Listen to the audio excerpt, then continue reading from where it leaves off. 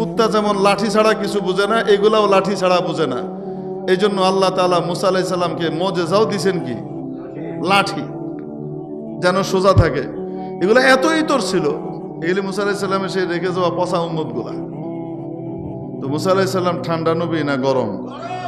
কারণ এত ইতরামি করছে, আইসা শেষ পর্যন্ত কালিমা লাগাইছে কার গায়ে? মুসা আলাইহিস সালামের গায়ে নারী কেলেঙ্কারির দাগ লাগাইতে চাইছে। মুসা আলাইহিস সালাম আর কিচ্ছু গায়ে নেই, মেজাজ খারাপ হয়ে সোজা আল্লাহর কাছে, আল্লাহ পাওয়ার দেন, পাওয়ার দেন, পাওয়ার পাওয়ার। কি এর পাওয়ার? পাওয়ার দেন, পরে আমি খাইছি আজকে।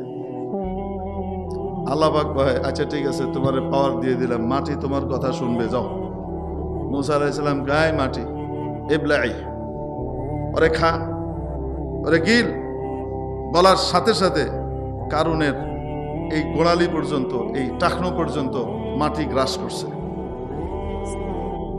হাদিসের মধ্যে আসে কারুনের যে বিশাল বিশ্ব গোডাউন বানানো ছিল সোনা দানা হীরা জহরতের, ওই আঙ্গিকে যেই পরিমাণ ওনার শরীরের যে দৈর্ঘ্য, সেই হিসাবে ওটা যত পার্সেন্ট, এটা অত পার্সেন্ট তলে যায়, আর ঠিক ওই তার সমস্ত সম্পদ, ধন সম্পদও ওই অত পার্সেন্ট মাটির নিচে যাচ্ছে একসাথে। মুসা আলাইহিস সালাম বলেন গিল, হাঁটু পর্যন্ত গিলছে। কারণ তামসা করে, হ্যাঁ মুসা ফাজলামির জায়গা পাও না, তুমি মানে এই দুষ্টামি শুরু করছো, কি জাদু মাদু দেখাইতেছো।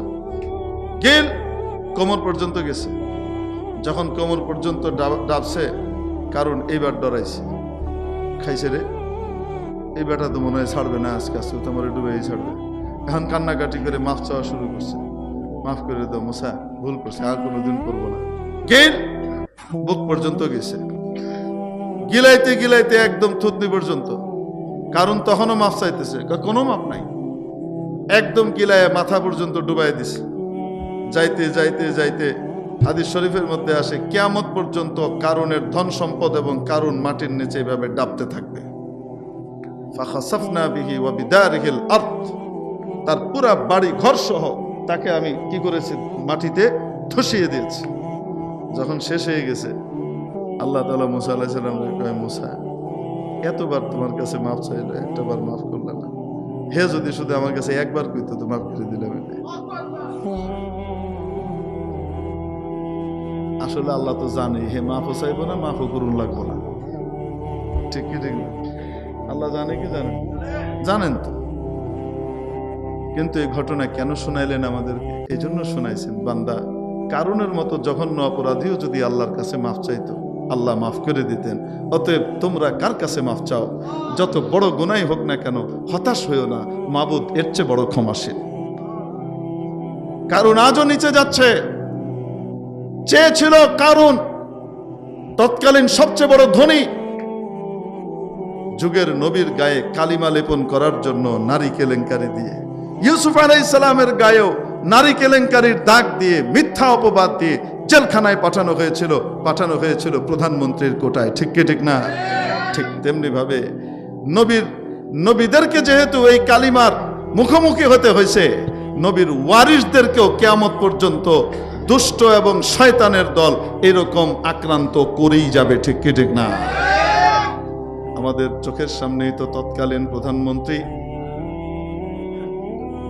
একজন নেককার পরহেজগার আলিমের বৈধ স্ত্রীকে ধর্ষিতা বানায় দিল, মিথ্যা মামলা দায়ের করাইলো, ঠিক কিনা? মামলাটা ছিল প্রধানমন্ত্রীর কোটায়। এই জন্য কোনো জজ, ব্যারিস্টার বা কোনো ম্যাজিস্ট্রেটের ক্ষমতা ছিল না যে এটার বিরুদ্ধে করবে, সঠিক তদন্ত করাবে এবং এটার রিপোর্ট সঠিকভাবে বাস্তবায়ন করবে, এই ক্ষমতা ছিল না। কিন্তু যারা এই চক্রান্ত করেছিল, 16 বছরের জগদ্দল পাথরদের কাউকে খুঁজে পাওয়া যাচ্ছে না। কি জানি কয় বাটি চালান দিয়েও খুঁজে পাওয়া যাচ্ছে না, ঠিক কি ঠিক না? এত দাপট, এত ক্ষমতা, এত শক্তি, মাত্র 2টা সুটকেস নিয়ে পালায় যাইতে হয়েছে দাদার কোলে। আল্লাহ হেদায়েত করুক বলে আমিন।